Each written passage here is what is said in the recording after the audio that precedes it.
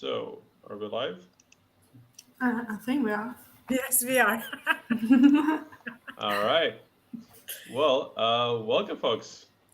Uh, this is our stream for the anniversary of the first, basically the first year since Rings of Power has premiered. So, Fellowship of Fans gonna do a little stream about this. My name is Strider. Here with me we have Kathy. Hello, Kathy. Hey. Yeah, thank you for being here. We have as well Hello, Hi everyone, how are you? Yeah. So we're gonna chat a bit. We're gonna talk about the show. We're gonna have some cool trivia stuff. Um, but yeah, welcome everyone. Thank you for being here with us. We might have some guests show up later as well. But yeah, let's go right into it. So, Kathy, it's been 1 year, exactly 1 year since the show premiered. Mm-hmm. In retrospect, how do you feel about the show now? Like how did you feel back then, and now did the perspective change in this one Okay, year? it's hard for me to answer that question because obviously we know more what's happening in season two. So that kind of influences my opinion on season one, right? Like it's hard for me to separate it because I know how the story is developing. But all in all, I mean, like it's fine, like I feel about the show like I felt the way when I watched it for the first time. Like it was a fine show. Like it had some problems, in my opinion, too many storylines and too many characters, but it was nice to look at, and I liked some of the characters and storylines enough to like continue watching and being interested in spoilers for season two. So yeah, that's how I see it. All right, let's go to How do you feel about the show? Did maybe time change your perception of it, or do you still feel the same? How's it going? I mean, it definitely has changed because, like, it has helped me so much with getting back into talking conversations and finding actually a community to talk about talking. Because, like, before the show, I had stopped kind of reading the books so much or talking about them because I didn't have anyone in my like friend groups that really were invested into talking. Like they have maybe seen the movies, read the books, but they weren't really talking about it. And then since joining Twitter and then talking about the show with other fans and like, to be honest, my initial, I think when the show first ended, I was like kind of numb about it. Like I didn't, kind of neutral, I would say. I didn't really have neither very positive or very negative opinions on the show. And then after talking and having more and more theories with friends, uh, I started having more positive opinions because of the conversations we had, which I think were very beautiful and very eye-opening, either negative or positive. Like we would critically see the show, and that was something really beautiful for the past year. And I really appreciate what the show has done for me, basically ever since. All right. Yeah, I think the show was definitely uh, a good motivation for a lot of people to get into Tolkien. Like, I remember quite a few of my friends from like a few friend groups I have. They started reading Tolkien because of the show. So Yeah, I that's think good. the one huge key benefit for the Tolkien fandom, for everybody who loves and appreciates Tolkien, is the fact that whatever we think of the show, whether it was good, mediocre, bad, any other thing in between of those, it got more people into the fandom, and that's good. It got more people into reading Tolkien's books. So I think, at least on that level, it was a success. Um, Also, yeah, people, please, in the comments, everybody watching, please, yeah, share also what you think of the show. Or maybe like you can tell us if your perspective changed over this past year. But yeah, so another important part of this stream is we're gonna have some fun. We're gonna have some quiz trivia about the show, about the first season. And yeah, I saw already quite a few of the answers in the chat. Let's just see maybe who was the first here. Okay, sorry, for a second, Yeah. I'm looking at the questions and I see that Selma says maybe invite people who really love the show to talk about the show, not only for Tolkien fans. And I think that's a good point. Like I just want to say, like something about that. I read Tolkien books, but I'm really not like super nerdy that I know every detail. And personally, I really don't care about faithfulness to source materials because I think that books are one medium, TV shows and movies are different medium, and they're always going to be liberties and like changes to like when you transfer one medium to another, like it's inevitable. And like so I think that I'm closer to like uninitiated viewers than, let's say, like somebody like Tolkien fans who know like every single detail, like. And as such, because I don't really remember like Silmarillion that well, to me it went too hard with so many storylines, like. So I like the show, but I really think that even for the uninitiated, it was a bit too much. Maybe they should have started with less storylines and then like kind of like spread, like and add more, like. But it kind of, I had a feeling that they wanted to convince Tolkien fans that they're going to cover everything. So from that point of view, like, yes, I think that the show on one side was made for fans, in that they wanted to show like we are going to cover everything from second age, don't you worry about that.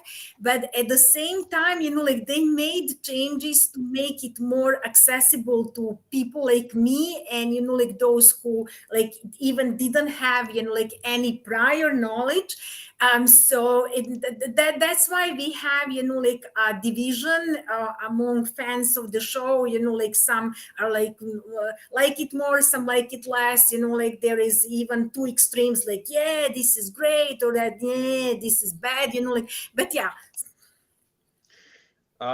Yeah, I mean, I think the main thing that has influenced like the pace of the show was probably a lot of storylines. But we can get back to chatting on the show. Let's just move to the trivia. Yeah.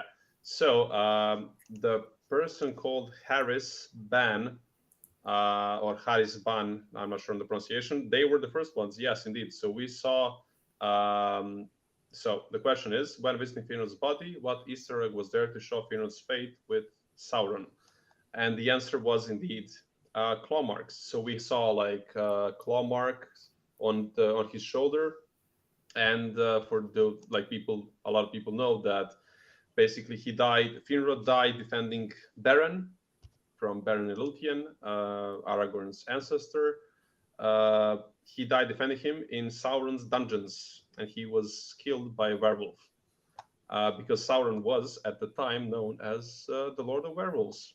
But yeah, we can move right away to the next question, which is, what is the name of the elf in Galadriel's company to Forodwife that wanted her to turn back?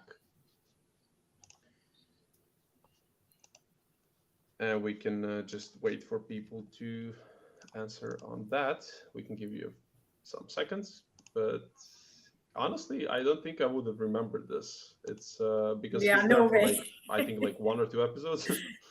Yeah, but he was. I think that We have a opening lot was of. interesting. So what did you two V? What did you think of Galadriel in that first 1 or 2 episodes? Honestly, it was kind of like out of the blue, like seeing her like that and taking action and being so stubborn. And I remember like thinking of a lot of Feanor when I saw her. like how much she was connecting to actually one of her ancestors, basically. And it was quite interesting to like not seeing that calm, wise elf and seeing actually the how much like of a warrior she was. And yeah, I mean, it was kind of like in the middle of it. Like, All right. I don't know. So we have we already had the first answer. Rukia's Bankai was the first answer. Yeah, so it was Tondir. Yeah, I think also cheers to you. You're always on our streams, and I see a lot of names that follow us. And Gregory's here, Ares, Storyteller, Priscilla. I'm not mentioning everybody, but like there's a lot of you who are always with us, and cheers for that. Yeah. So the next question is, what is the name of the stronghold in Forodwaith that Galadriel and her company visited? So let's see who's going to get this one first. Now that's something I don't remember. Durnost, yeah, nice. Gregory, I think Harisban was first, just above Fellowship's comments. I would say Vedi was, I think, the second one. So but cheers to you both, because you both were first and second. So whoever got it first, congrats. But I think it was Harisban. Yeah, okay, Durnost. So let's do the next question, and then maybe we can come back to commenting a bit. In Elrond's first scene, what does Elrond do for Gil-galad?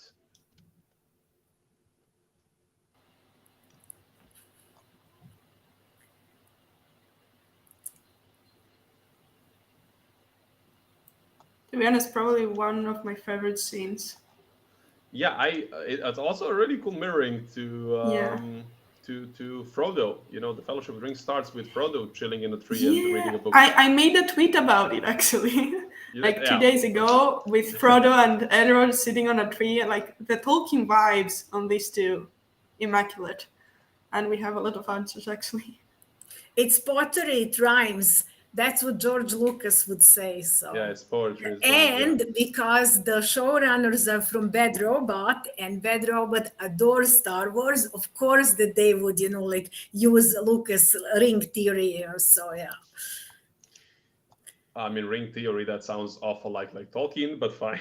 Yeah, it's because of that pottery. It rhymes, like it's not pottery, it's poetry. But the fans, created pottery memes. So yeah. Yeah, indeed. All right, we have Pitrono writing a speech. Indeed, he was writing a speech, and apparently for some reason he wasn't invited to the meeting of High Lords or whatever. But yeah. So, question 5. What is on the top of Elrond's staff? He has a staff? All right, a statue of Gondolin. Vidi got this one definitely first. Well done. Yeah, I think we all. So I remember when the photos of like hands were I mean, they weren't leaked; they were released, and then everybody held something. So we were, guessing who are the characters and so on. And yeah, I remember we saw obviously Elrond's hand. Now we know I had that staff, and they had like a tiny miniature. And now we know it's Gondolin indeed. What staff? I mean, like I don't remember that he ever had a staff. I think it was actually like how do you call it? The one he grabs when he goes to leave, like from roll, the tree. Like a wooden roll with like some paper on it or something. I think it was like that actually. It wasn't actually stuff. Yeah. But all right, folks. I'm very interested in this. Let's get some comments in the chat. What do you think of Elrond in season 1? What do you think of the portrayal by Robert Aramayo in season 1 compared to Hugo Weaving's portrayal in the movies? I think that's going to be an interesting debate. Yeah, totally. And while we're doing that, so let's get a quick answer from Kathy.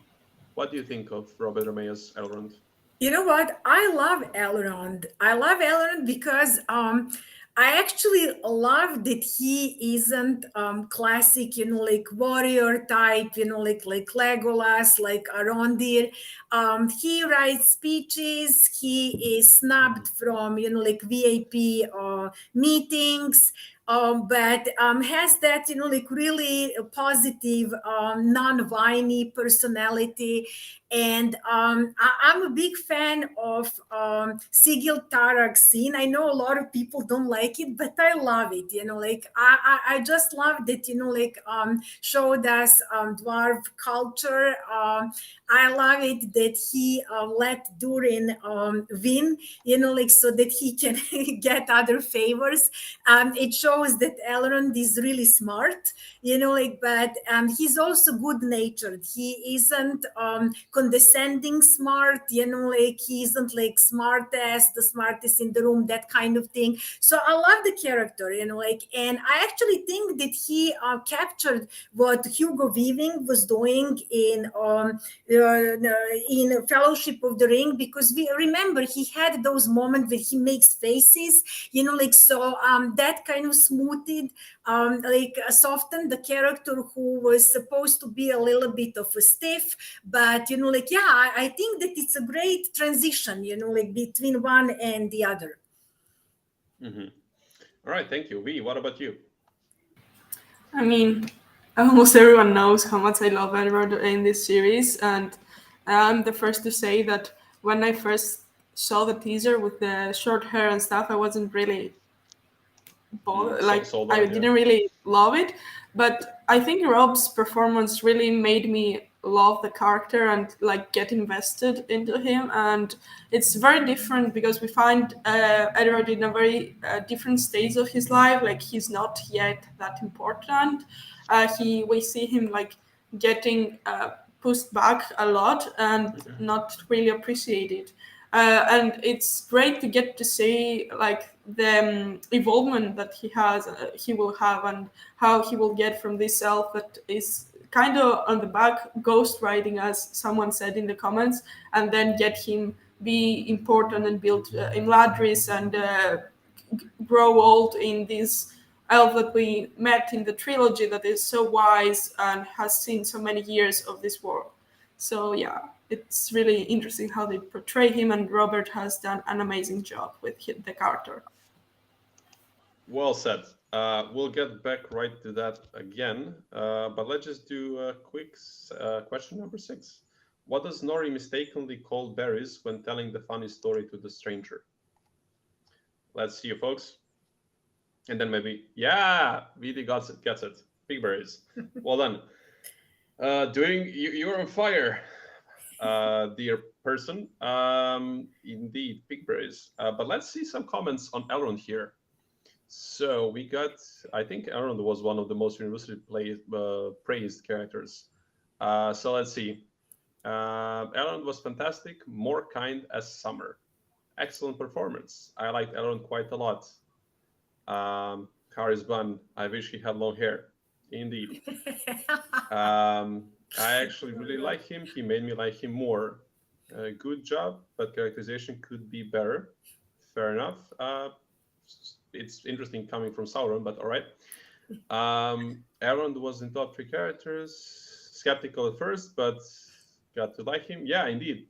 I think Robert Romeo was amazing. We even did like the rankings of the characters, and I think he was one of our A-list performances, and he really nailed it. He was the young but already kind of wise elf, and I think they really set him up as an elf that it's very easily believable that he will become this great lore master and wise leader that we know him to be in the Third Age, at the end of the Third Age especially. Yeah, Robert was great.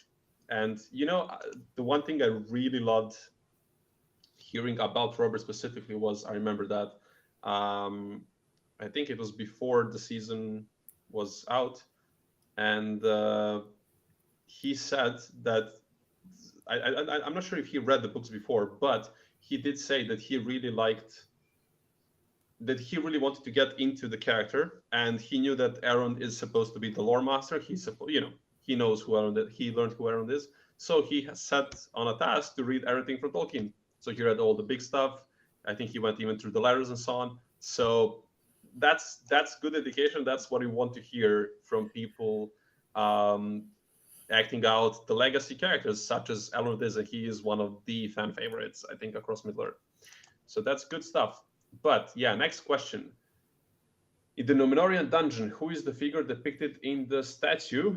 It was showing. Yeah. So yeah, I think yeah. strategy missed it that. showed. It showed, yeah, and it was our ghost behind the screen. Everybody, you can also say cheers to Harry because he's doing all the support background in the back. And yeah, we slipped with this one. It was Uinen. Okay, but disregard question 8. You can tell me, people, I want you to tell me who is Uinen. We can fix the question. So who is Uinen? Though Pitrono seems to already know. So let's see the question on that. A bonus question, wow. Yeah, you got a bonus question here. Who is Uinen? Without Googling. Come on. Ladies, do you know? Yeah, I know. So Yeah. surprisingly, Right. I know. All right, Okay, well, so Vidi got it, Uinen yeah. was Maya of the seas. She was Ose's wife. And she was very popular with mariners, like people who live and work at the sea, because she was the goddess of the calm waters, unlike her husband who liked waves, and storm and that sort of thing. She was like lagoon type of goddess. Well said. There you have it, folks. But we also got the Thank you. really, basically at the same time, answers from Vidi and the last Sigma. Yeah, well done. Pitrono as well. Yeah, obviously, I said you knew it because you already mentioned also with her name. Yeah, she's one of those characters that have like 1 or 2 mentions throughout the Silmarillion, but I think that was a really cool bit that they got there in for us. But yeah, question 8. Where does Disa say Durin is when Elrond asks her in episode 4? And some people already answered. I think it's AGX28 with the other miners. But, well, I don't know if that counts exactly. I think Yaroslav Akimov is maybe the first one mining. And the more specific answer is mining quartz. Yeah. Yeah. Yeah, I think Eden got it. Eden, Actually, yes. the full answer. Yeah, well done. All right, we can do question 9. What was Arondir before the war, before he became a patrolling elf? So before he was moved all the way to Mordor to oversee that land over there, what was he? Vidi comes through again. Yeah, he was a gardener, and yeah, Yaroslav gives us the more specific answer, a grower. Yeah, indeed. So I think that was a pretty cool reference.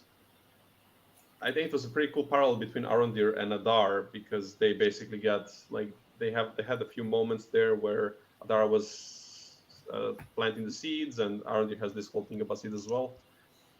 V, what did you think of Arondir?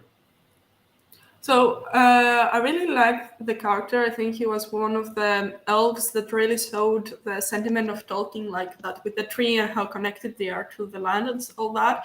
Also, I think as we were seeing this question, I was thinking how important it was for the show to include that Arondir had a life before the war and before becoming a patrol elf, and that life was very peaceful, probably because like he was a gardener, he wasn't a warrior or something. Like he was living a peaceful life, and the war disrupted that. And we don't really like hear it exactly in the show. We get those little hints of how war is disruptive, and you get that sentiment that now you go back to your old life. You have to get used to that again. And it's really beautiful that they chose to include that, because Tolkien was all about like how war disrupts life and how important is to get back into peace and get back into what you were doing, and it's showcasing that a lot, and I really love that minor detail now that I think about it. All right. Yeah, I think so. We actually have a really cool, very interesting comment here. So VDO809 says Arondir was the best original character on the show. I disagree with that, but Yeah, me too. I don't think it's necessarily. I just have a favorite of my own. I think personally, for me, I think Adar might have been the most Yeah. interesting original character. I think he was a kick-ass addition to Tolkien lore because we never before we got the chance to see this duality of orcs, like them being basically stuck being like Tolkien himself had several theories, like were orcs redeemable? Were orcs did the orcs have the soul? Were they corrupted elves, or were they somehow created in a mockery of elves? Like there's like several theories. The main one that we kind of assume is the canon is that they are indeed corrupted orcs turned corrupted elves turned orcs. But it's very interesting, and I think for me Adar was great. So, but yeah, folks in the chat, let's hear from you. Actually, Harry, can you make like a poll? Can you make like a poll on like favorite original characters? We can do a poll on that. So like who we have? Adar, Arondir. Folks, who else we have? We have Adar, Nori. Arondir, Kamen, Earian, Nori, Well, we can do like the big Poppy. ones. So Nori, I would say Nori, Adar, Arondir, and maybe we can put Maybe Stranger Disa there as well. because who Well, knows Disa who Disa Stranger is going to be. technically So. is canon Disa, yeah. because Oh. she is a wife, right? Like she only Yeah. got the name, but like during had wife. So technically she's canon, only the name is original. But Yeah. as I mean, we know he had a character, wife at some like, yeah, point, but she is basically an original character. Like they still invented her. Okay, let's Okay, let okay, Harry we can decide put it in a who poll, will yeah, put. yeah. But yeah, Harry, I think like just you can put like a few of them. Yeah, Volandia we- as well, Bronwyn, I mean, Dio, we they're all haven't new, yeah. we haven't seen Volandia yet though. I mean, I appreciate the reference, but okay, ladies, who was your favorite? V, who was your favorite original character? Probably I would go with I don't know. Maybe Adar. He was really like into conversations a lot, and I really loved his monologues. So yeah, probably with Adar. All right, Kathy, who was yours? Okay, so now the DISA is OC officially. Okay, I have three. I can't decide between these three because they're all different. So it's Adar, DISA, and Nori. Those three are my favorites of OCs. All right. Yeah. Who is the favorite? I can't decide because I like them. You have to tell me now. Who is your favorite? Who I first can't. comes to Sorry, mind? like I can't. I like them for different reasons. So like it isn't like one is better than the other. Like they have all their like pros. So yeah. All right, we got the poll here.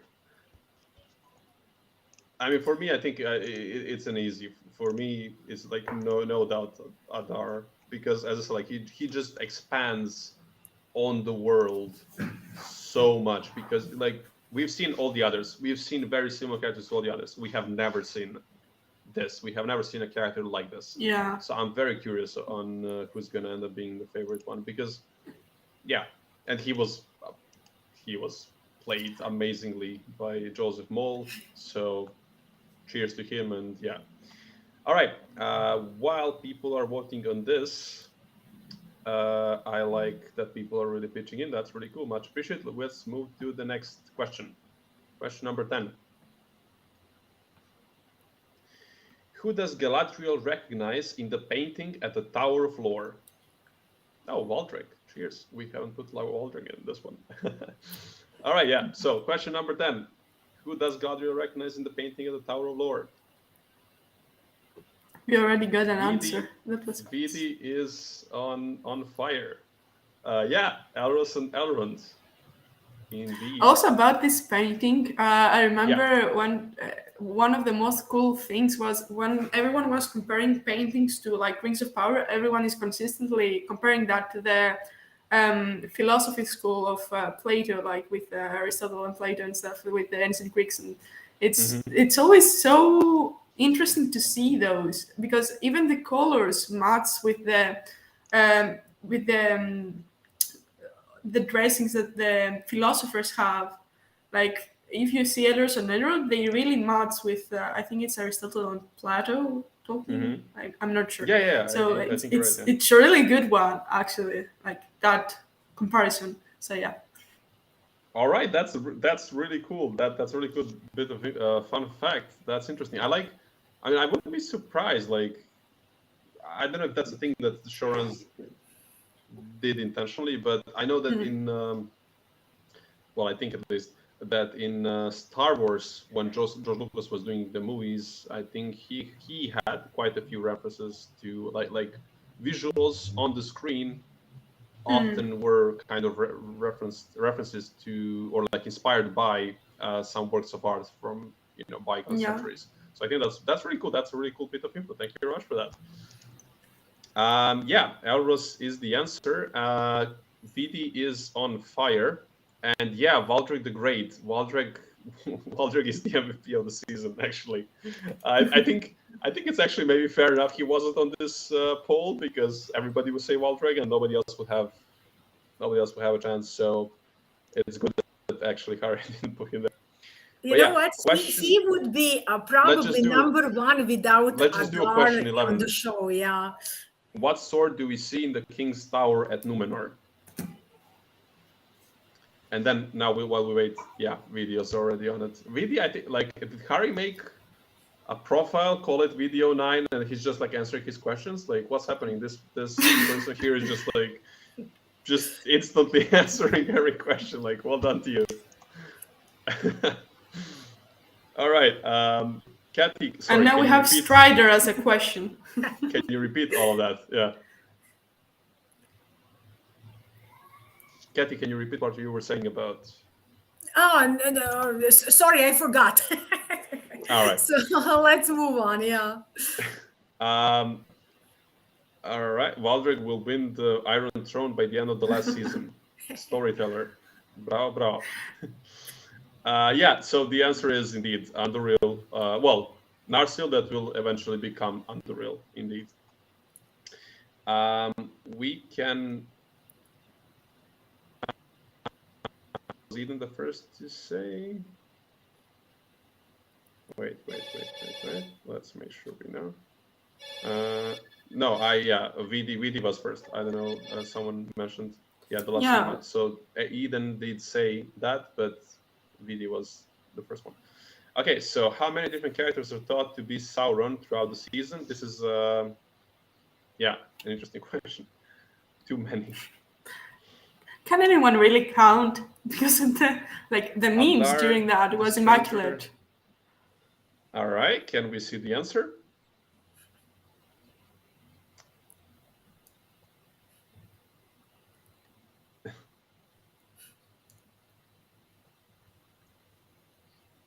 Yeah, I see a lot of good, almost everybody, in fact.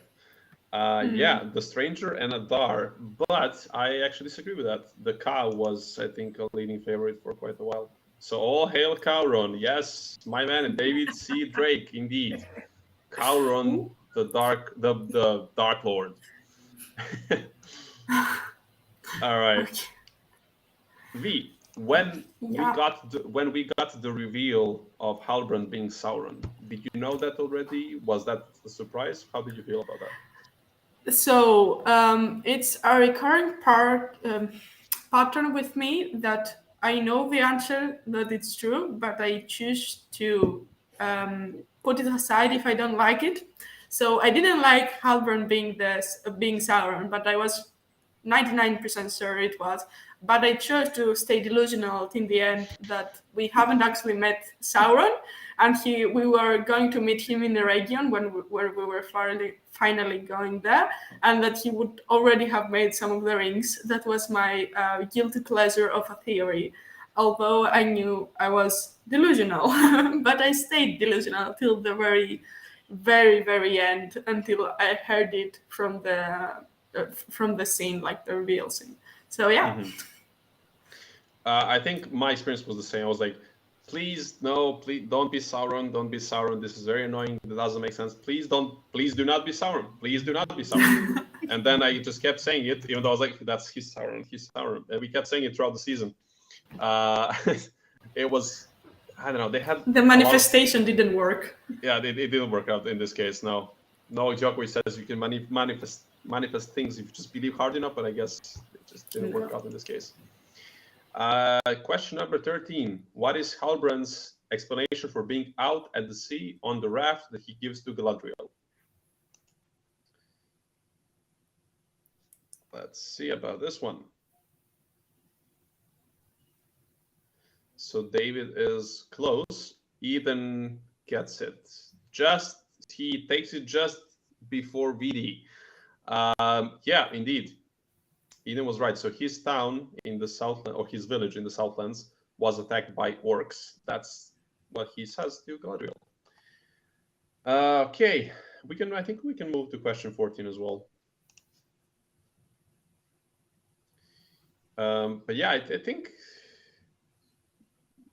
I don't know. I'm very curious where they're going with this in season 2, and I really hope some things start making sense, because, yeah. We suppose they're going to see flashbacks in the next season, I believe. So maybe we'll learn what they were actually doing there. Yeah, hopefully. But yeah, I think we can also just move to the next question, which is question 14. We can wait until Harry puts it on the screen.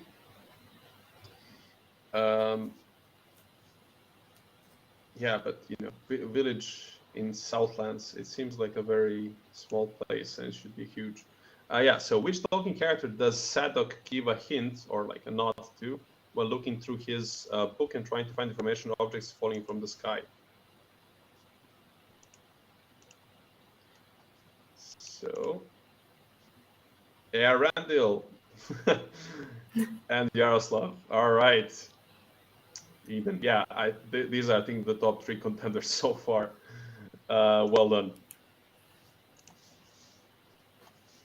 Yeah. All right. We got quite a few answers right away. Indeed, the references to Arandil were pretty interesting. All right. Kathy, how do you feel about... So the show did a lot of references, like in the background, like the Easter eggs and all that. Do you have a favorite Easter egg from the season? I don't. Was there something really cool just that you remember? Maybe, oh wow, that was really cool reference or something like that. Well, depends on references, right? Like you are a Tolkien scholar of sorts, so you notice those references, and I notice references to some pop culture stuff. So, for example, like so. I loved Game of Thrones reference when Halbrand and Galadriel were in Numenor, and they did this whole, this is Daenerys, breaker of the chains, mother of dragons. And I'm Halbrand, so that was obviously Game of Thrones reference, but I think it worked in the context of that scene, so that was like my favorite, reference. And the other one, maybe not the favorite one, but it kind of, I predicted this because it's bad robot people. it was join me and we are going to rule the galaxy together on the raft in episode 8. So I can say that, like any of these references is my favorite, that I'm like, yay, I'm so happy that you did, like made that reference. But, like I noticed them. So, like some I liked, some I was like, ha, Join me and together we can rule the galaxy Yeah, as you know father the and galaxy, son. like the Yeah. whole Raylo thing, the whole Anidala thing, like Anakin and Padme, and like Yeah. Rey and Kylo, and even a little bit of Anakin, you're breaking my heart. When she's like crying, like he's like, she's like, Dark Lord, and he's like, no, not dark. Like that was so Star Wars, but I have soft spot for it. I'm not saying that it was good, just that I have soft spot for it. Yes, yeah. The same thing, like the same for Game of Thrones, like I'm not saying it was good, but I have a soft spot for it. Yeah. All right. Yeah, so I guess you were looking more like for pop culture references. We're coming back to you in a second. I just have to say thank you very much. Hvala lepo. Storyteller 0111. I like thinking Galadriel's training with 2 single-edged swords as a reference to Drizzt Do'Urden. I'll never give up on that. I did not think of that, but I really appreciate that. And from now on, I'm going to take that as a headcanon. That was the reference they were making, even though I'm 1000% sure they didn't. I appreciate that. For those who do not know, well, I am a huge nerd, which is probably an understatement. And Drizzt Do'Urden is basically Aragorn of Dungeons and Dragons, the famous tabletop role-playing game. So he is like the equivalent of Aragorn over there, basically the biggest hero, the most famous of them all. So Storyteller, I appreciate you, man. Sarkachast. All right, let's move to the next question, and then we're going to get back to V. Okay. Sorry. We think of your favorite reference, right? We have the results of the poll. The favorite original character is Adar, 56%, Arondir, 18%, Nori, 18%, Disa, 6%. Okay, question quickly. These are only 6. Oh, guys, no, that's wrong. Like right. these should be at least. We already got questions before I read it to question 15. Yes, Yaroslav Akimov. We saw. So when we see the stranger carved runes on a boulder, which familiar rune carving do we see? It is indeed Galdam's runes. So he did the G rune, the rune for the letter G, indeed. But let's quick comment on the poll. So Kathy is very unhappy with these being getting 6%. I'm unhappy. Like totally underrated character, like she is amazing. She did singing all by herself, like it was just, like amazing moment. And she's such a great character for that era. She is like feisty, but she isn't modernized not to feel like a dwarven wife, like she is just perfect, like perfect a companion to Durin, like she's so likable, she so genuinely charismatic, like so yeah, like guys, you have to revise that for the next poll, okay? Yeah, but this doesn't mean she's bad. This just means she's not a fan favorite. Yeah, and I think most people will agree that Disa is indeed a really good character. V, you can tell me first what you can tell us first. What do you think of the order in the poll, very quickly, and then you can tell us what's your favorite reference in season 1. Okay, like I'm a bit or whatever. I'm a bit surprised of that Disa is lower than Nori, because I always got the sentiment that the hobbits, the Harfoots, are so hated in the community, so I didn't expect a Harfoot to be more liked than a dwarf. But I mean, I don't disagree with the rest of like Adar, Arondir makes sense. And as far as the reference go, I will go with the seeds that Arondir gives to Bronwyn, and it's sort of a reference to Yavanna, I think, because they can't really say the name of the Valars that weren't mentioned in the appendices, but they still give that wink that it's the woman, it's the Ballard that you think it actually references, without saying that. Like this is for like the hardcore Tolkien fans that know their gods, basically. So, and it doesn't really say the name because they can't say it, but this at the same time, you know who it is. So Yeah, it's really nice.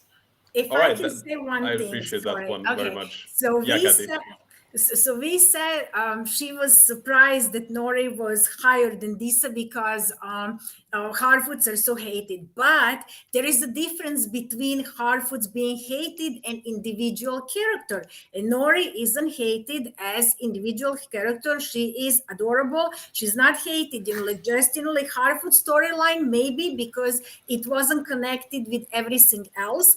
But character herself, like is not hated, not that I'm aware of. So I'm just putting the distinction there. Yeah. Makes sense. Fair enough. I would say my favorite reference, well, the ones that, at least the ones that first come to mind are when we're in that special room in Numenor and we see all these cool things in the background. I think that, so we see the ex of Tuor, son of Huor. He is one of the three people, one of the three men who get married to elf maidens. But I don't know if I can't remember if that was like before or after. I think that was after Baron and Luthien. So I think they were like the second couple. Yeah. So we see what is presumed to be his famous axe, Drumberleg, and in the same scene we also see something that looks very, very suspiciously like the dragon helm of Dorlomin, which is the famous helmet created by the dwarves that has like a dragon on top, and it was worn by Turambar. And if you, so any of you, if you have your copy of Children of Húrin, or if you Google any photo of Túrin, son of Húrin, you will see him wearing this helm, and there's a dragon on top. So that is the helmet, yeah, or it's also known as helm of the House of Hador. So, or the helm of Dorlomin. So I think those two, and in the same scene we also see Narsil somewhere in the background, or like a sword that looks very much like the movie version of Narsil. So I think that room was like my, all the fantasies coming true. But yeah, next question. What is the name of the tale Gil-galad asks Elrond to recite in episode 5? So, folks, this was a very spicy moment in the first season. Okay, while we wait for the answers, which we got right away, Eric Voschel, I hope I'm pronouncing it right. When will we get an announcement of the remaining 3 seasons? Actually, there will be 4 more seasons, and we don't know. I think, as far as we know, the next season will just drop sometime next year, but we don't know when. And yes, Vidi gets it right. The roots of Hithaeglir. It was a very, very interesting moment. Yeah, so Harry, you can show us the answer, please. But yeah, we already got it. Well done. Ladies, what did you think of this? As I think Han mentioned it, and also shout out to Han, who was supposed to be with us here tonight. What did you think of this moment, the roots of Hithaeglir, the song about how Mithril was magically created through the fight between a Balrog and an elf, and the Mithril was stuck in a tree, and there was a lot of stuff happening. So how did you feel about this? How did you feel about this tale? Kathy? Okay, so I saw a comment on Reddit, on Lothar, on Prime, the subreddit, that pretty much said about that scene that it was Robert Arameo's somehow Palpatine has returned moment, and I'll say nothing more. I think that really summed up the whole thing. Fair enough. That was a perfectly on point answer. Yeah. I agree with that very much. V, what do you? How do you feel about this? Continuing my streak of being delusional, I believe that Elrond will prove that it's just a legend, and it's not actually true. I still have hopes on that because I really don't like the Mithril being connected to a Silmaril. It's one of those things I think that Mithril doesn't need to have an explanation on why it's magical, because like most of the Tolkien's world doesn't have an explanation of why people have magic, like, and what exactly is that magic, because the elves supposedly have a kind of magic, but you don't have a magic system behind it. You just know that they do some stuff. And it just created so I don't really like it. I like that they included folklore because Tolkien is a lot about folklore and tales and legends that exist, but they don't really exist. Like, if you get what I mean. So I will like it if they actually make it an apocryphal tale that doesn't actually is not actually true, but it just exists, and it exists so much that in the legends that it made the elves make the decisions that they make, because like I view it a lot like the ancient stories that they tell you don't go out at night in the woods because you will find XYZ ghost. So I would love for it to be like that. Yeah, That's I think sadly it is, the implication is kind of there that it is true because for whatever reason we needed to have Mithril be a healing material that's going to bring salvation to the elves, and it's like this whole thing that I think I shouted to him. I was going to say, and then I didn't. I think he named this theory the Mithril Chlorians in reference to midi-chlorians from Star Wars when they invented this to explain force. So this is what we got here. Mithril Chlorians, basically a way to describe why elves are fading is whatever reason, and then we need a magical solution for this, so we're going to use this to make this, and then we're going to create this for. So it's like a whole thing, and I think very rightfully so, this was a divisive moment in the fandom.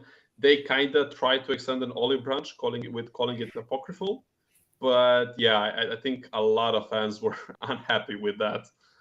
But yeah, folks in the chat, please share with us your thoughts on the Roots of Hitler story. Why Mithril has apparently healing properties of some sorts. So let's hear about that. And while you're all typing that, you can also get ready for another question, because in a moment we're going to move to question 17. But yeah, I would like to hear what do you all think about. Yeah, so what is Durin's version of how he and Elrond met? Question 17. Okay, Harry, no. And we just saw the answer, so let's see who answers first. But I would love though to be fair, we are having we had some technical issues, which is why we were late. So it wasn't meant to be as this, but yeah, we got saving from a kill troll. They were fighting trolls. Yeah. All right. Okay, I have a question. love for. Let's hear the question. That story about like saving Elrond, from trolls.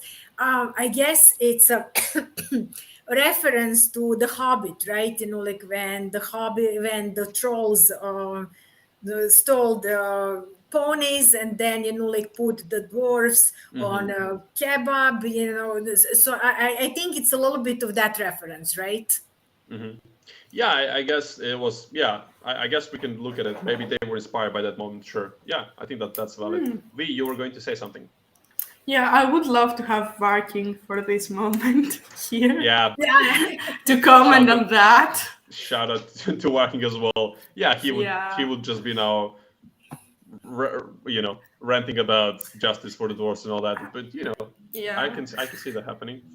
But yeah, we can reveal the answer. now, but yeah, basically, so it is said that Durin saved Elrond from 2 hill trolls, and then Elrond is like, I don't think that was how it was, but I think that was one of the first moments where we really got to see the dynamic, the actual friendship. That's when we started seeing the friendship besides Durin just being, angry at Elrond. Imagine a spin-off of Elrond and Durin, and they have this scene. I would watch that. Like, I would honestly, watch that. They were, the two of them were maybe the high point of interactions throughout the season. Also because I'm so I just saw Oppenheimer like You're 3 in love days ago or with something. Robert Romeo?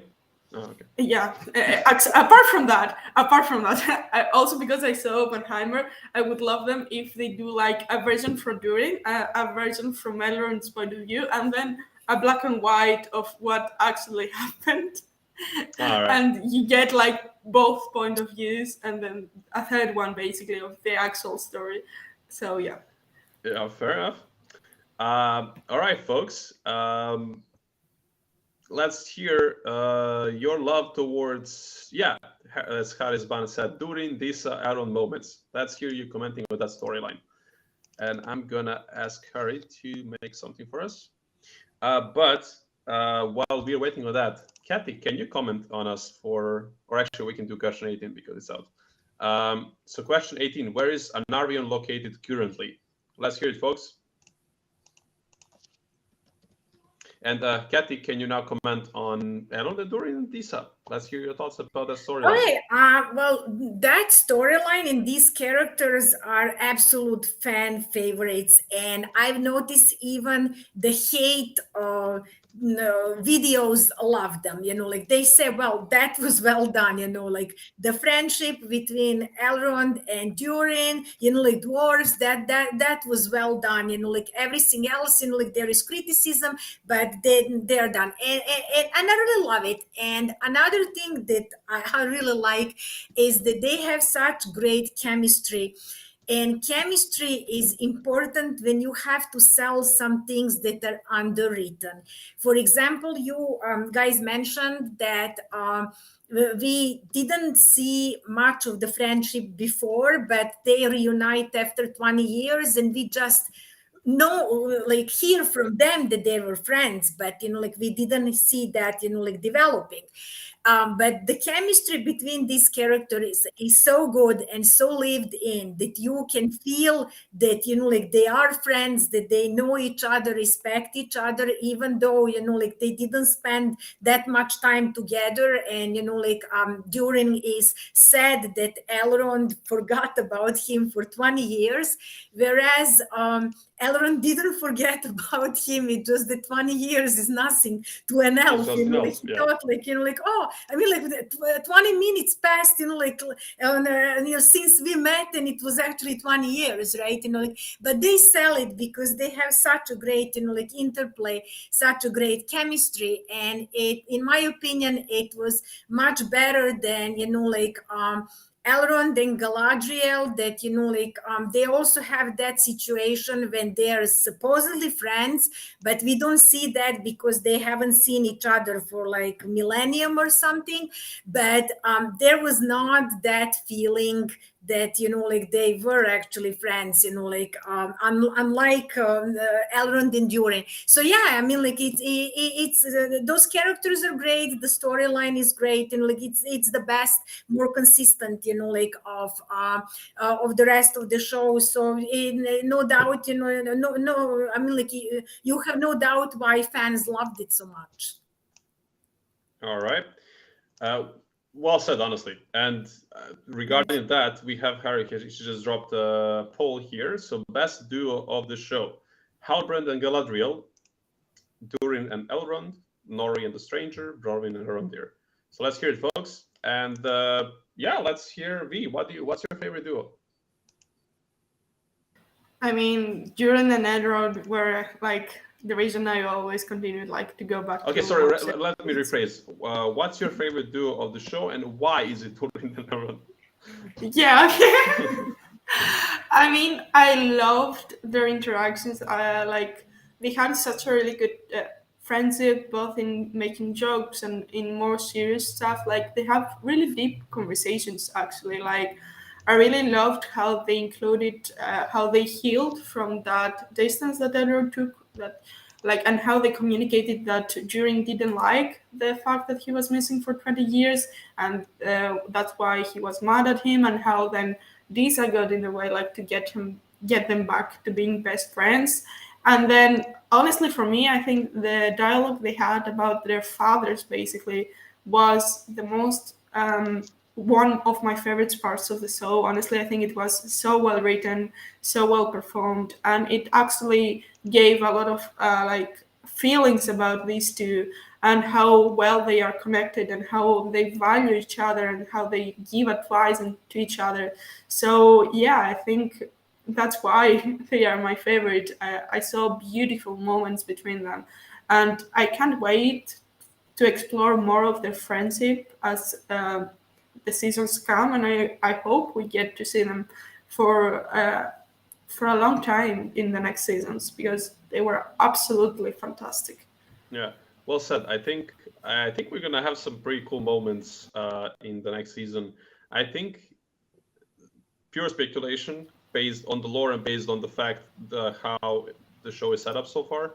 I think we might be treated with two of them. I think we might be treated with two of them. This is not news from Fellowship and just me speculating, hoping for it. I think we're gonna get a scene or like a moment where Elrond and Durin might be fighting together. I think that would be a really cool moment to just Yeah. watch, because things are gonna get rough in season 2. But let's get Also, back to questions. Okay, yeah, let's go quick. Yep. yeah, like I want to comment something that I saw in the comments from Haris Bani that said Edward and Durin storyline more canonically acceptable. That's the reason, right? No, they are so well written, so they fit together I mean, so well. also yes, but yeah. It doesn't have to do with canonicity or anything. Like you can love things that aren't basically canon, or they don't look like canon. And but like just for me, I connected with these characters a lot, and especially with Edward, I saw a lot of things in himself that I see to me, and that's why I always like I connected throughout the season with storylines that he had. So the friendship that he had to Durin matches a lot with the friendships I have with friends of mine. So I think that's why they were also my favorite. I don't think it has to do with canon or looking like canon. I mean, they resemble a lot of Legolas and Gimli, but for example, they weren't my favorites. Never, like they weren't my favorite duo, like ever. So it doesn't have to do with that. You don't have to always connect what you like in Rings of Yeah, Fire but with what you for like in canon and what looks like canon. yeah, Like but I let's think don't do that. it helps when you have a storyline and characters that just make sense and don't stick out as something that is like just forced in there or just thought. If you have characters who fit the story that's supposed to be there and they are really cool, awesome, relatable, and so on, it's just very easy to like them. But yeah, fair enough. But let's get to questions so we can reveal the answer for question 18. But I believe Yaroslav was first. Western Shore, or as Petrono says, Andunie, or as Vidi says, Westin Andunie, and the proper spelling. So well done, folks. Yeah, the Western Shore is a Numenor. We are hopefully going to see him in this next season. And also shout out to our boy Gregory in the chat. He says that Durin Elrond was my favorite duo, but the scene between Galadriel and Adar in episode 6 was maybe favorite in the show. That's an interesting opinion. Definitely was very interesting scene, even though it's like Galadriel is so divisive.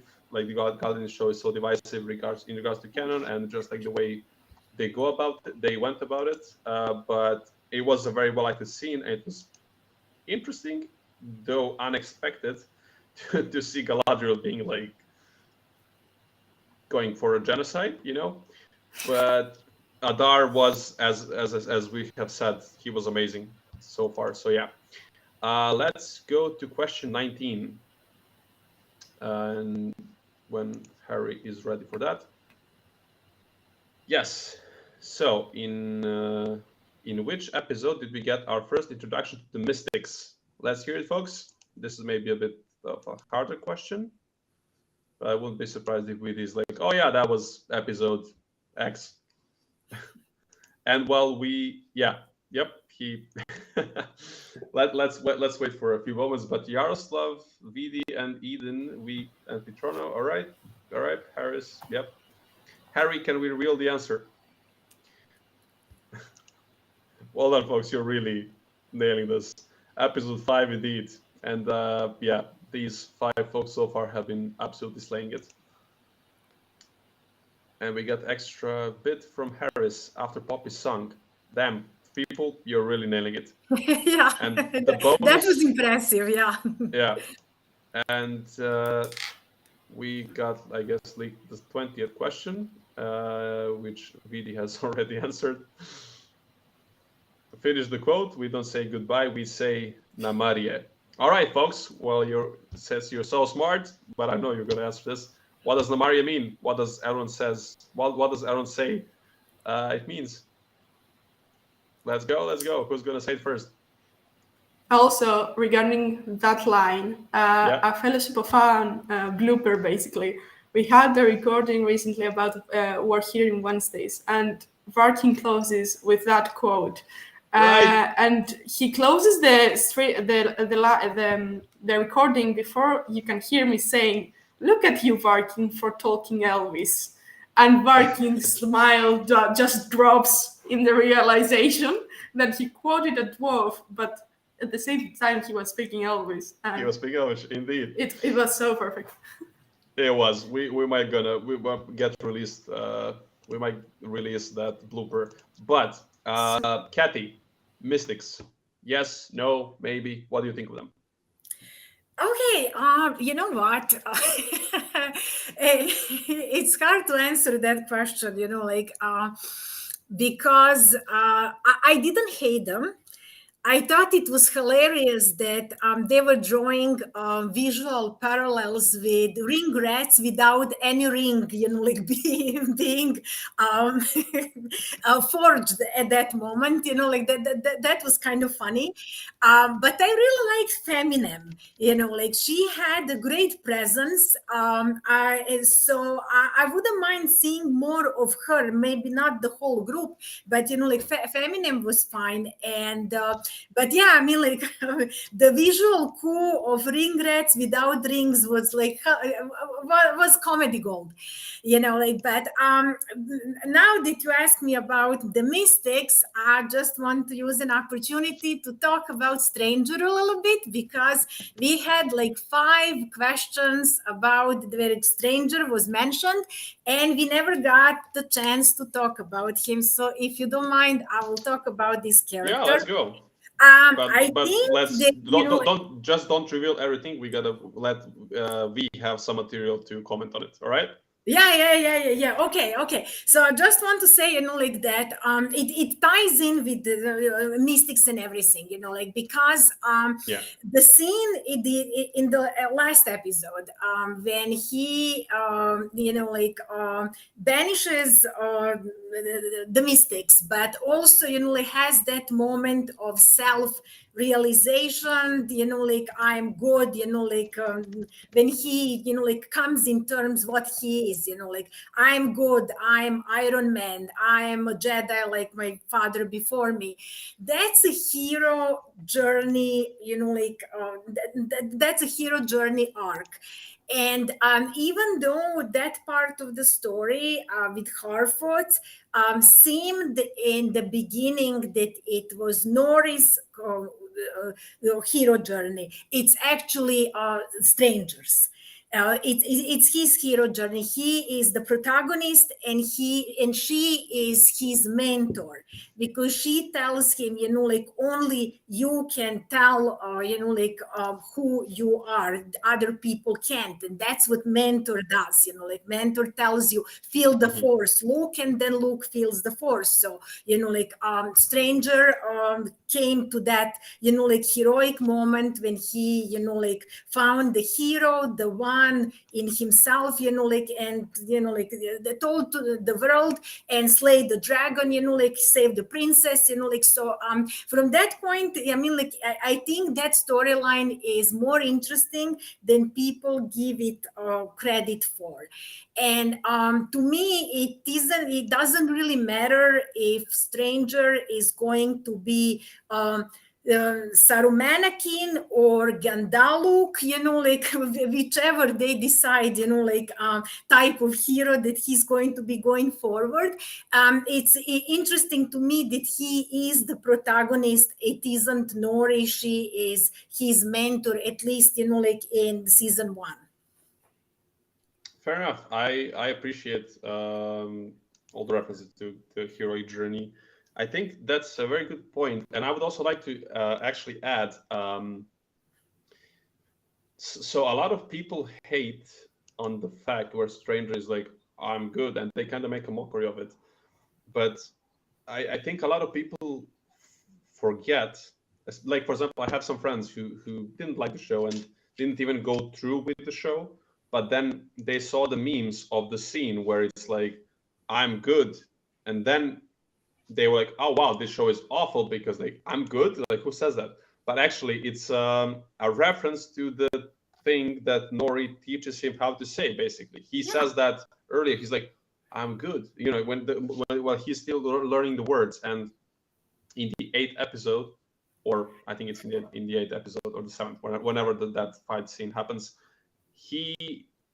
that sentence of him is the moment where he's choosing who he is. Like, it's not just I am blah blah. I'm good. Like, I'm Exactly, It's not just that. It's like a reference to this one point in his character arc throughout the season, like a direct reference to this point. It's not just like a random I'm good, Because I agree that would be awful, but in this sense, in this way, I think it's actually kind of nice, even though on the nose. But yeah, it's actually well set up, because when she teaches him, this, he's good. They earn the. I think they earned him saying that. But yeah. V, what did you think of the Stranger? Of the Stranger in general, it was fairly interesting. Like, I'm in the opinion that maybe we could have seen the storyline in later seasons, and it took some of the time from the things that we should have more seen in the season.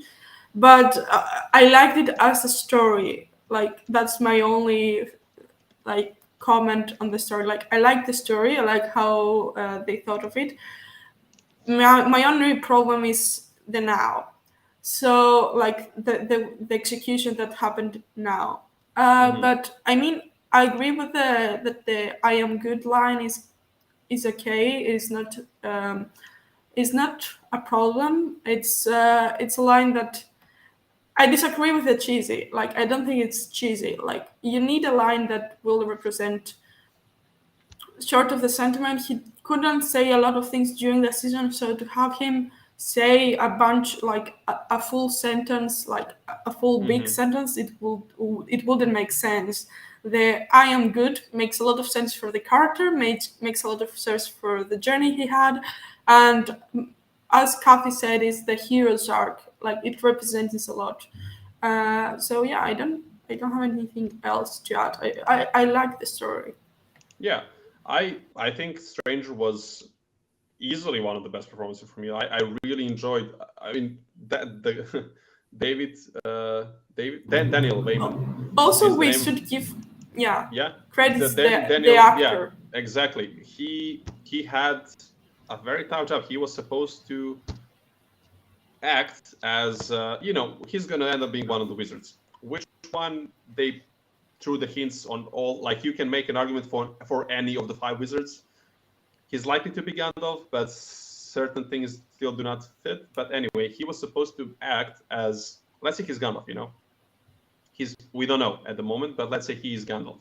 He was supposed to be this beloved character played by Sir Ian McKellen, which is like, how do you even start filling those shoes? Like, it's already a awfully hard task. And he was supposed to show us how it is okay, the Istari when they arrived to Middle Earth, they didn't arrive in this way. That's nonsense. But let's take it for what it is.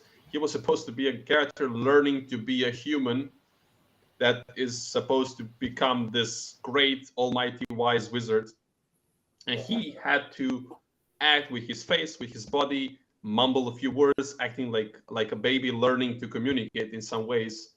So I agree. Praise to him. I really love him, and I think he is universally loved, and that's really cool. And speaking of that, we had the the results of the poll a few minutes ago. So non-surprisingly, Durin and Elrond are at number one, very comfortably at 80%. While Halbrand and Galadriel and Nori and the Stranger have 9 each, and Bromwell and Arondir have 0%. I think it's kind of expected to have this result, but yeah, interesting nonetheless. And I like that a lot of people gave shout outs to other duos as well. And honestly, you all have been really, really cool. Like, thank you very much for just actively participating, giving your thoughts on this. Like, we have AGX28 just commenting on the Mystics. We have Petronos saying their names, and then everybody cheers to you. Like, you've been really cool. It was really cool to read all of your thoughts here. So yeah, keep doing that, please. Let's see. David C. Drake says, I wish they would stop showing moths. Even in the films, it was stupid that Gandalf turned to see a moth near the end of the Return of the King before the eagles arrive. Well, I don't know. It's interesting. I'm laughing at Shelby's comment here, but yeah, I think it's interesting that moths have been an interesting element in the show, in the movies. But yeah, I just don't pay. I turn a blind eye to that. Like, if they want to do it like that, they can do it like that. I like them. I think that they fit in Tolkien's love of nature themes. Like Gandalf has touch with, like nature, communicates with the moth. Moth brings eagles, like that sort of thing, like humans and, like animals working together. Yeah, I love it. I love it. Also, it works with Gandalf's sentiment of small things can make a change in the world. Great. Yeah, great point. Yeah, but also we have so Harry has went on and spoiled the last question. Bonus hard question: how did Isildur's mother die? And Yaroslav Akimov nails it. Yeah, she drowned. We don't know what exactly happened. We have Yaroslav Akimov and then VD09 right after Yaroslav. Yeah, she drowned. So yeah, I think we can do a small shout out to everybody here. Thank you for participating in the quiz. You all nailed it, and most importantly, like quite a few of you have been really nailing it. So like Harris, Petrono, VD, Yaroslav, well done, folks, and everybody else. Thank you very much for tuning in for the quiz. And yeah, we have here this interesting answer. So she died trying to save Isildur, which is what Emma Horvath mentioned during her Reddit Talk interview. And we have some folks crashing here our party. Hello. Hi there. Hello there. What's up, guys? What up? So, what's up on that side of the sea, of the ocean? Yeah, can you guys hear us? Yeah, we can hear you. We can see you. Well, first of all, Strider, well done on doing such a great hosting and doing the questions. And again, really apologies. My first time using Gregory's laptop. I kept scrolling down past some of the questions. It made it more interesting to me to be like, right, okay, yeah, questions, answers, let's go, yeah. Yeah, always chaotic, but yeah. But people jumped on it, so yeah. But so yeah, what's up? Just wanted to Gatecrash say hello. But he's visiting me in Los Angeles right now. Woo! Good Fellowship of fans, fellowshipping together. All right, everywhere. Yeah, we are all over the place. We have to expand to all continents. I don't think we have all the continents yet. yet. We're getting there. But Yeah, I just wanted to mention quickly that next Sunday there will be a second aid show with some more Vince House scoops. So yeah, look forward to that. And Greg, I think we'll have to go now because Yeah.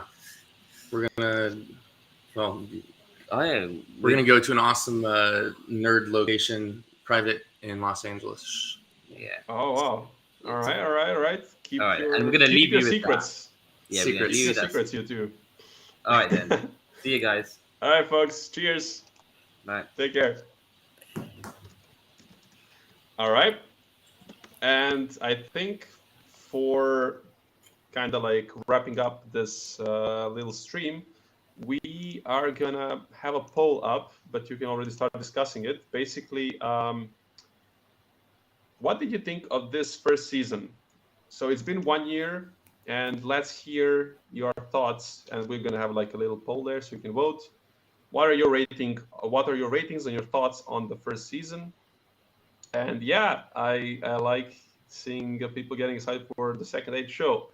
It's gonna be a really cool episode, honestly. So yeah, I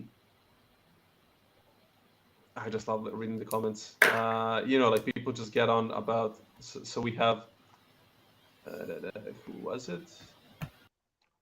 Someone, yeah, Erin Lasgalen. Aren't moths the mythical symbols of death? And then we have Storyteller just answering his thoughts on it, and yeah, and it's another reference to D&D. All right, that's cool. So yeah, thank you folks very much for tuning in, and let's see some of the comments here. So Harris says 7 out of 10. Aris says 7 out of 10. VD sorry to yeah. gate crash again. I just realized we need to choose someone for the giveaway thing for the trivia. So is there anybody in the chat today that who have got a lot of most of them right in the chat? Any one of you? So we can all three of us, I think. Can we agree? Like, do any of you have a different opinion? Because I think that VD has gotten the most questions. Fine with me.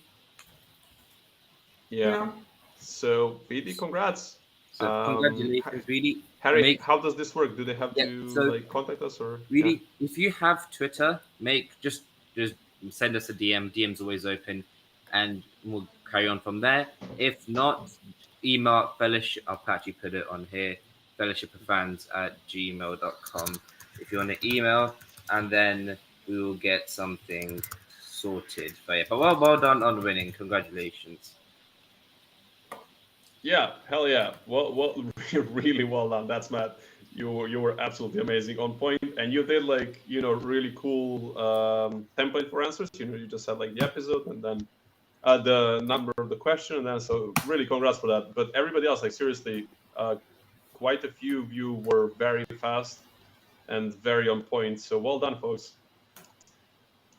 Yeah, what were we saying before this one? I think it was the scores that everyone gave for the first season and how they liked it. We were going through. We have quite some answers, honestly. Yeah, like 8.5, 7 out of 10, 8s, a lot of 8s. Yeah, well done. I want to. Yeah, let's go. Like the comment from Erin Lasgalan, like I really agree with her. In my humble opinion, people were really hard on it because we're told it was so expensive, impossible to live up to that kind of hype. That, and also I want to add that unfortunately, Percy Jackson has said the norm. Peter Jackson. Why am I saying Percy Jackson? Anyway, confuse the nerd. Peter Jackson has set the norm about how we expect adaptations of Middle-earth to look like. Which, I mean, don't get me wrong, the movies look magnificent. They're amazing. They have set, but they have set a sort of aesthetic that it's not easy to get out of. And also they have set a sort of standard about what you have to pick and choose to get out, and what canon do you keep in stories and whatnot. So also having that, I think a lot of people were mad, but I will keep that one comment that always people say, that even when the trilogy was coming out, there were a lot of people commenting about how Liv Tyler wasn't beautiful enough to play Arwen, or how it was very feminist to have her take the role of Glorfindel or anything. So there are always people complaining. I don't know if due to like social media being more accessible now, it's more easy for them to do that. But yeah, I totally agree with that point. Fair enough.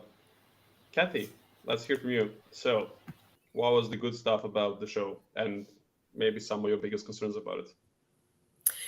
Well, Like the season good one stuff, specifically.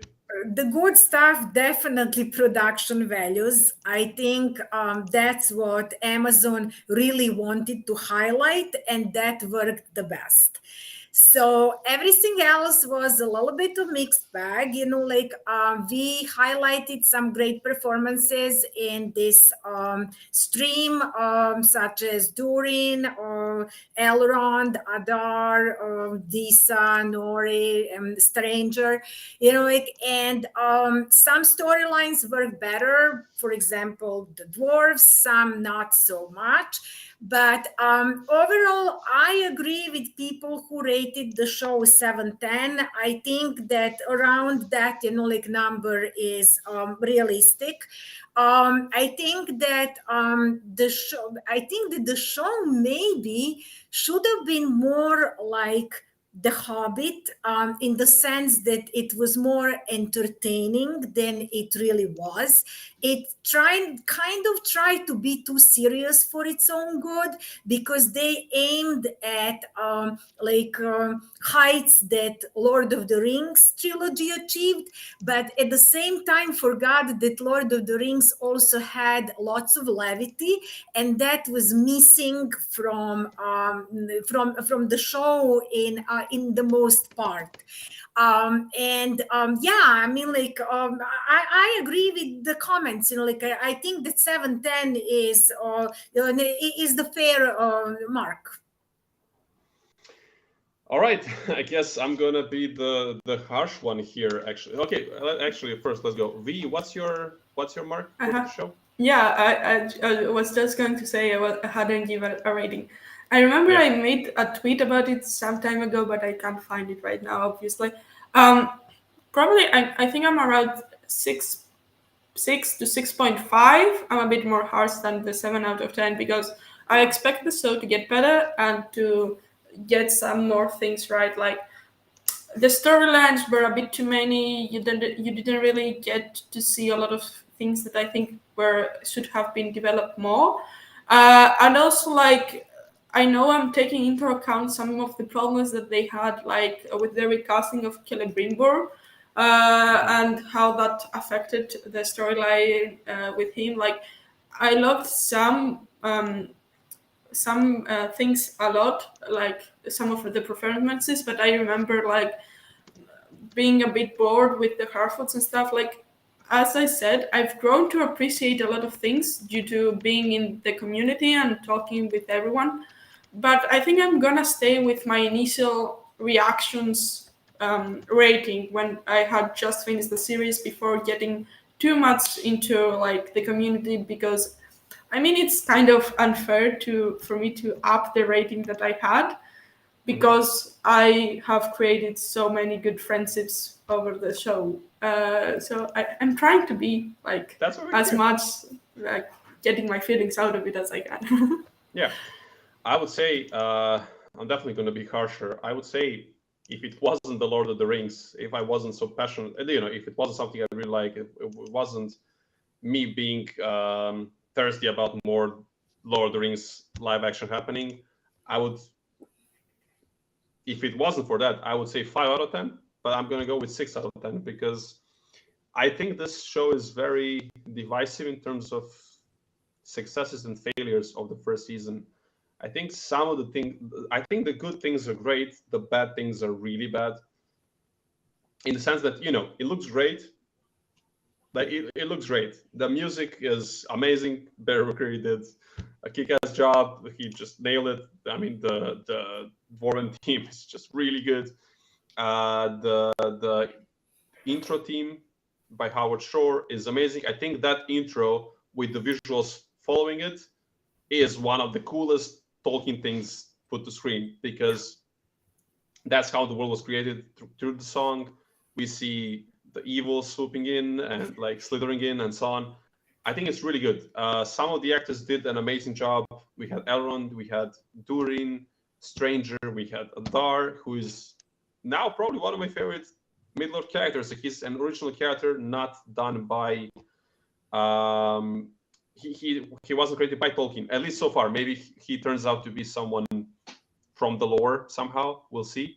But on the other hand, we had this super convoluted and complicated storyline with Galadriel doing the Indiana Jones thing, as Han would say it, like going all over the place, going all over Middle-earth, going to Numenor. Distance doesn't matter in this show, and that was one of the coolest moments that we had. One of the coolest parts of watching Lord of the Rings were the moments where we see them traveling, where we see the world building, we see the distance, we see the challenges to get from point A to point B, which didn't matter. And as we have it here, the Rings of Power reaction hour watch party. We watched the show premiere, and I think it was a very strong beginning. The visuals were cool, the introduction was cool. It was cool that it was done by Galadriel. But yeah, like the storyline with Galadriel was complicated. Her bumping into Halbrand, her deciding to basically swim back across the ocean, and like the second episode or something. So the lore stuff, we didn't see enough of the rings. They kind of went over rings being done very fast. Like in it's the show Rings of Power, and then we see all of that happen like 5-10 minutes. The Mithril thing happening. A lot of I saw all of you people in the chat. You said that you didn't like the mysteries. There was a lot of mysteries, who is who, and so on. And as I said, like orcs were absolutely fantastic. They looked way better than the Hobbit movies. Like the orcs, just perfection. They are absolutely on par in terms of quality, appearance-wise, with the Lord of the Rings movies.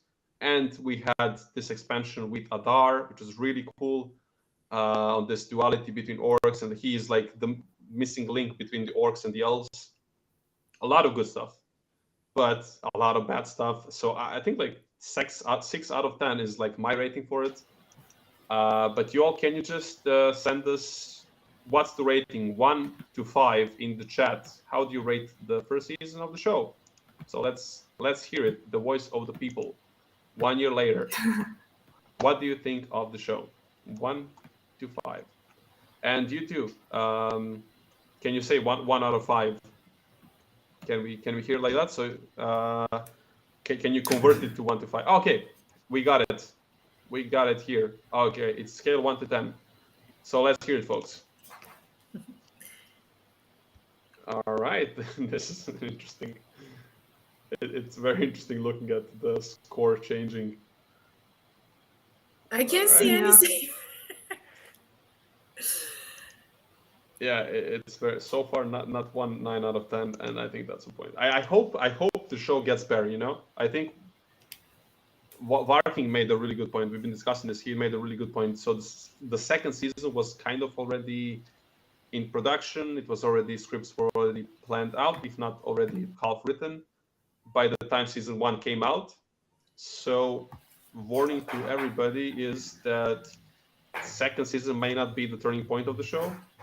It's the third season where the people behind the show will actually have the chance to, okay, we have been listening to you. This is when we start introducing the changes to the production, to the story, and so on. But I think they had the time to do rewrites if there was something really serious that they noticed that was a problem. Because like the strike for the writers started, I think, during, I want to say March, maybe earlier. So from the time the season 1 ended in October, but even from the first 2 episodes since the premiere, basically there were a lot of things that were being commented about what could change or not. So I think they had the time if they wanted to do some rewrites and incorporate that in the last day of shootings.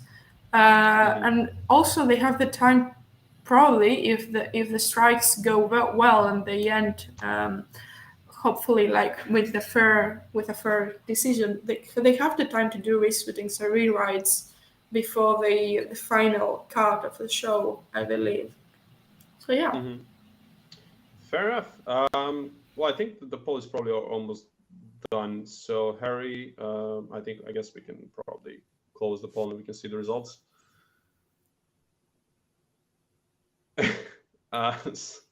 Storyteller says, speaking of distance crunching in the show, it's cool how they managed to do the map with a scale 1:1, which is how fast they've been they have been traveling around. Yeah, indeed. I'm sorry, I'm going to butcher your name very much. I apologize in advance. Chosyovitka Odola.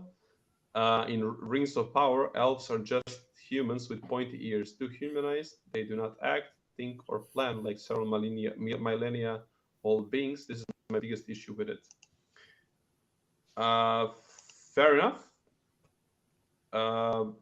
If I can quickly say something about that, I think that the reason is because in the movies, elves were in the background, supporting characters, and not the protagonists. So they could retain the mystique. They could, behave a little bit, differently. They also have that glow on them, in Jackson movies, which was great. They looked outwardly. But on this show, they're protagonists. So that requires that they're more human than, let's say, android, beings. And that changed. And also, they didn't put the glow on them. But, I think that the main difference is because now we watch the show from their point of view as protagonists, while in the movies, they were in the background and other characters were actually in the forefront. Yeah, fair enough. I agree with Kathy. Yeah, I think that's a good point. V, yeah? Yeah, I agree with Kathy on that. Also, I want to add, if you've read the Silmarillion, you see elves do a lot of dumb mistakes when they first get in touch with the concept of death and war and everything. And I don't know, we see that some elves have grown out of it. I believe Gil-galad has done an amazing job on keeping the peace and trying to protect and putting priorities straight. And he is a really good elven king because he's very stoic. He's very mischievous. And sometimes he doesn't tell everything that he wants to do, and he has the attitude, I think, of the king. And kudos to Ben Walker for the amazing performance on that. Although I would love to see more of Gil-galad. So yeah, you have the point that it's too risky because you have the timeline following the elves, so you have to get in that perspective and try to feel with the elves. But also, the problem is that you have to see them make mistakes before you see them have a proper hero's arc and then become better, because that will happen with Galadriel eventually, I think. So you can't have a story with a perfect protagonist from the beginning. You have to have a faulty protagonist doing mistakes and see them grow. So seeing elves doing mistakes seems weird to most people. I believe that was one of the problems as well. Yeah, I mean, I think they obviously had to, she had to have as Kathy said, she had to have a hero's journey and all that. But yeah, I think they weren't sure how to do it, or maybe maybe the issue was they didn't have enough time to put it on the screen, because I think that's one of the biggest worries about the show, is that it has a very condensed time span. We don't have enough screen time to put everything on screen properly. I think that's a big issue. But we got results of the poll. So the most answers, 64% of the people said 7 or 8, 21% 4 and 6 out of 10, 4 to 6 out of 10, 7% gave it 1 to 3, or 1 or to 3, and the 7% 9 to 10. So I think this probably does average out on about 6.5, maybe. I think 6.5 to 7. I think that's like the overall score, which fair enough. I guess most people did enjoy it, which is cool. But let's hope we will get much better seasons in the future. Maybe the show will become great as we all hoped it would be. I think we can close. I think we can wrap up for the evening. But V, do you have any goodbye thoughts for now? Yeah.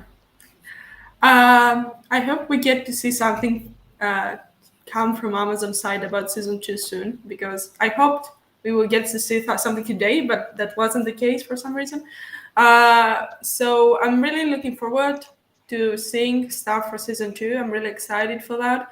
I will probably do a rewatch of season 1 sometime when I have some extra time, because at this point I'm a bit cramped in my schedule, but I really want to do a rewatch to get some thoughts on the show again and get a better like viewpoint, basically. Yeah. And I'm really looking forward to interacting more with the community, either through my personal Twitter or with FOF's Twitter, because it's been really fun. And I think the things that the show has given me is amazing. So like, I will always like the show because of that, even if they make a lot of mistakes. I will still like the show. It will be always my guilty pleasure if it ever comes to being bad at the end. But yeah, really looking forward to what's coming next. Fair enough. Very nice words. Yeah, I mean, it got all of us here. So if it wasn't for the show, we all wouldn't know each other. So I think even on that, like, we all had at least personal wins on that front. But yeah, well said. Kathy, what do you think? I want to thank everyone who thoughts? was participating in the chat. Like lots of great comments. And yeah, I mean, like, hopefully see you for the second age. It's going to be quite interesting. So yeah. All right. Well, Kathy, thank you very much for being with us. Shout out to some of our friends who haven't been here, more specifically to Hen. He was supposed to be here. So yeah, thank you very much to Harry and Gregory for helping out with the technical side of things. Most importantly, thank you all for all 20-something of you who have joined us for chatting with you. Yeah, Harry, you're back. Hello. Thank you, man, for everything. No, thank you for running this panel. And even though, as he said, it was a bit delayed and it was like a bit last minute change up, I think we all did pretty well, except on the scrolling too far. I think, yeah, it was good. So yeah, thank you. Yeah, thank you good. Kathy and V. You guys are great too as well with your thoughts. Yeah, so we have some announcements. So are we dropping also World of Hero video on Wednesday? I think this is the week. If you haven't checked it out, because I know it dropped really late last Wednesday, there's a War of Hero out already.